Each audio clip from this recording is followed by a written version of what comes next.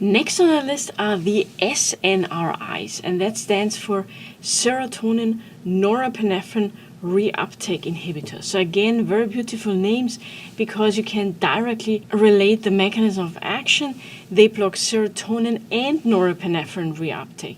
So before we had the SSRIs that just block serotonin reuptake, and now we're just going to put in here also the NET transporter, NET, that takes back norepinephrine, because it could be also a noradrenergic neuron that releases norepinephrine. And now we come with our SNRIs. I'm going to make them in yellow. So here they block the SERT, SNRI, and the NET, SNRI. So serotonin norepinephrine reuptake. And therefore we're going to get more norepinephrine and more serotonin. And that leads us also to the adverse effect. We're going to have more serotonin, and we already know what it does, and more norepinephrine, and we also already know what that does. There are a couple of important drugs. Let's remember one. It's called duloxetine.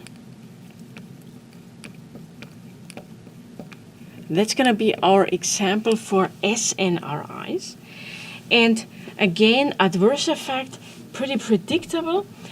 Everything what we already discussed. I also want to point out that these drugs increase blood pressure, and actually blood pressure monitoring is required. So that should totally make sense. I mean, if you have somebody that has hypertension, you can still give this drug, but you should just check the blood pressure. You may need to adjust their doses for their other antihypertensive medications. And you should not put someone on an SNRI with uncontrolled hypertension where there's nothing in control. But generally you can give them to patients with hypertension. You just need to monitor the blood pressure and make adjustments if necessary.